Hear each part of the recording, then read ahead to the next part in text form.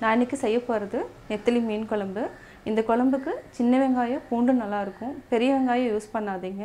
அதே மாதிரி குழம்புக்கு மசாலா வந்து சீரகம், சோம்பு, வெந்தயம் இந்த மூணு நான் வறுத்து பொடி பண்ணி அரைச்சிருப்பேன். அது வந்து போட்டிங்கன்னா கொஞ்சம் நல்லா டேஸ்ட்டாக இருக்கும். மீன் குழம்பு டேஸ்ட்டு நல்லா டிஃப்ரெண்ட்டாக இருக்கும். எப்படி செய்கிறதுன்னு இந்த வீடியோவில் சொல்கிறேன், வாங்க பார்க்கலாம். இது மூணையும் நம்ம வந்து வறுத்து அரைக்கணும். மஞ்சத்தூள் தேவையான அளவு, சாம்பார் தூள் 1 டேபிள் ஸ்பூன் எடுத்திருக்கேன், தனியாத்தூள் 2 டேபிள் ஸ்பூன், தாளிக்க எண்ணெய், கடுகு, நெத்திலி வந்து நான் வந்து ஒரு 1/4 கிலோ எடுத்திருக்கேன். இது வந்து தேவையான அளவு நம்ம போட்டுக்கலாம், மீதி நம்ம ஃப்ரை கூட பண்ணிக்கலாம். தக்காளி வந்து 6 தக்காளி எடுத்திருக்கேன். இதையும் புளியும் நம்ம வந்து 2 ஹாட் வாட்டரில் வந்து சோக் பண்ணி வச்சுக்கலாம். ஒரு 10 மினிட்ஸ் சோக் பண்ணி வச்சுக்கலாம். இப்போ எப்படி செய்கிறதுன்னு பார்க்கலாம். சீரகம், வெந்தயம், சோம்பு இந்த மூணையும் நான் நல்லா வறுத்துட்டேன். வறுத்து இப்போ பொடி பண்ணிக்க போகிறோம். இதான் வந்து மீன் குழம்புக்கு வந்து இந்த மசாலா வந்து இதுதான் வந்து ரொம்ப டேஸ்ட்டு கொடுக்கும். இதை வந்து நம்ம அரைச்சிக்கலாம், பொடி பண்ணி வச்சுக்கலாம். நம்ம இன்றைக்கி மீன் குழம்பு மண் சட்டியில் செய்யலாம். மண் சட்டி காஞ்சிருச்சு. இதுக்கு வந்து நல்லெண்ணெய் தான், மீன் குழம்புக்கு வந்து நல்லெண்ணெய் தான் நல்லா டேஸ்ட்டாக இருக்கும். இது வந்து ஒரு 25 ml நான் ஊற்றிருக்கேன். காஞ்சனையும் கடுகு போட்டு தாளிச்சிக்கலாம். புளியும் தக்காளியும் ஒன்றா நம்ம கரைச்சி தனியாக நம்ம எடுத்து வச்சுக்கணும். அதே மாதிரி பவுடர் பண்ணி வச்சுக்கணும். நம்ம வந்து மீன் மசாலா பொடி தனியாக வாங்க வேண்டியதில்லை, இதுவே நல்லா டேஸ்ட்டாக இருக்கும். அதாவது சோம்பு, சீரகம், வெந்தயம். புளிக்குழம்புனாவே வெந்தயம் சேர்த்துனா தான் புளிக்குழம்பு நல்லாயிருக்கும். அதுக்காக தான் நான் வந்து இந்த மசாலா வந்து தனியாக ரெடி பண்ணுறேன். இது வந்து நம்ம வீட்லேயே செஞ்சுக்கலாம். மீன் குழம்பு பொடி தனியாக வாங்கணும்னு அவசியம் இல்லை. இப்போ கடுகு போடலாம். ஒரு 1/2 டேபிள் ஸ்பூன் போட்டுக்கோங்க கடுகு. நல்லா பொரிஞ்சதுக்கப்புறம் சின்ன வெங்காயம், பூண்டு, ஒரு பச்சை மிளகாய், கருவேப்பிலை கொஞ்சம். இப்போ நல்லா பொரிஞ்சிருச்சு. பூண்டு, பச்சை மிளகாய் நல்லா வதக்கிக்கோங்க. வெங்காயம் சின்ன வெங்காயம் தான் நான் எடுத்துருக்கேன். இதுக்கு வந்து பெரிய வெங்காயம் போட்டோன்னா டேஸ்ட் இருக்காது, மீன் குழம்பு டேஸ்ட்டு நல்லா இருக்காது. ஸோ அதனால் சின்ன வெங்காயமே எடுத்து யூஸ் பண்ணுங்கள். இது நல்லா வதங்கட்டும்.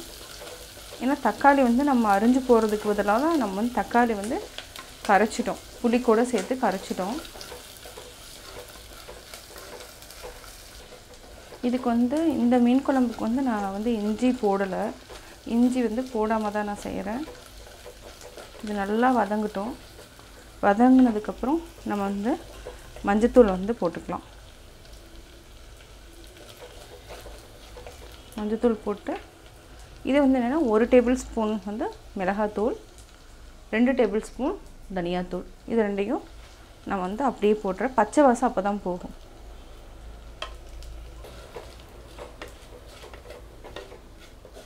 இது வந்து நல்லா எண்ணெய் வந்து இழுத்துக்கும். பச்சை வாசம் வந்து உங்களுக்கு எண்ணெயில் வதக்கிறப்ப இருக்காது, ரொம்ப இருக்காது, குயிக்காக வந்து குக் ஆயிரும். இப்போ நம்ம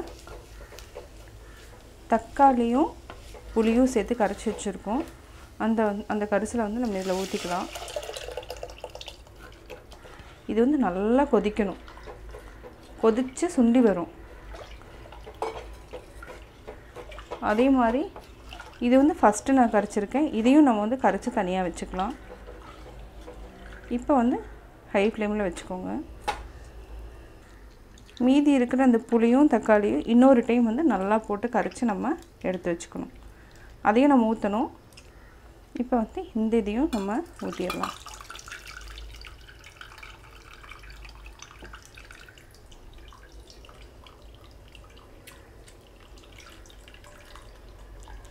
இந்த சக்கையெல்லாம் நம்ம வந்து வெளியில் எடுத்துக்கலாம், ஏன்னா அதோடு போட்டுட்டோம்னா இதாக இருக்காது. இதை வந்து நம்ம கீழே போட்டுக்கலாம். இதை நல்லா மிக்ஸ் பண்ணி விட்டுக்கோங்க. இது வந்து நல்லா சுண்டி வரும். நல்லா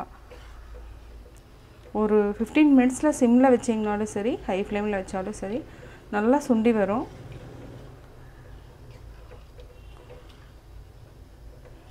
இப்போ வந்து மூடி வச்சிடலாம். இப்போ ஒரு 15 மினிட்ஸ் மூடி வச்சுக்கலாம். சிம்மில் வச்சுருங்க. மீன் மசாலா போட மறந்துட்டோம், இதையும் போட்டு, அதாவது 1 டேபிள் ஸ்பூன் சீரகம், சோம்பு, வெந்தயம் இந்த 3யும் நான் மிக்சியில் அடித்து வச்சுருக்கேன். இதையும் நம்ம பொடி போட்டு கொதிக்க விட்டுடலாம். இதுதான் வந்து மீன் குழம்பு ஸ்மெல் வந்து வரதுக்கு காரணமே இதுதான். இந்த மசாலா போட்டு செஞ்சு பாருங்கள், ரொம்ப டேஸ்ட்டாக இருக்கும். உப்பும் போட்டுறேன் நான். இது வந்து சிம்மில் வச்சு நல்லா கொதிக்கட்டும்.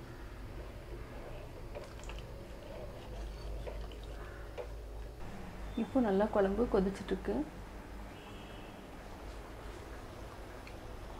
இப்போ வந்து நெத்திலி மீனை வந்து போட்டுடலாம். மீன் போட்டதுக்கப்புறம் ரொம்ப நேரம் இது வேகணும்னு இல்லை, இல்லைனா ரொம்ப குழஞ்சிரும் மீன். மீன் வந்து நல்லா வாஷ் பண்ணி வச்சுருக்கேன்.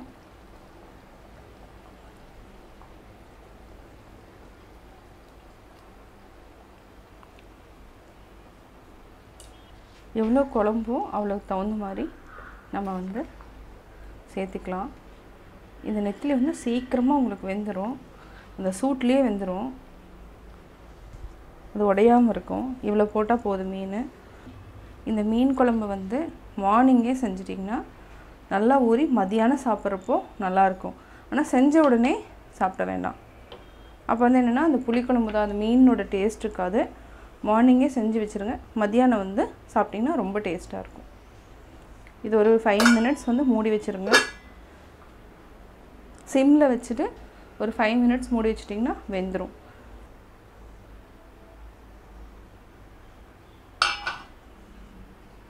பார்த்திங்கனாவே தெரியும் உங்களுக்கு. இதுதான், இது வந்து மசாலா ஊறதுக்கு வந்து இந்த மீன் கூட நல்லா ஊறதுக்கு கொஞ்சம் டைம் எடுக்கும்.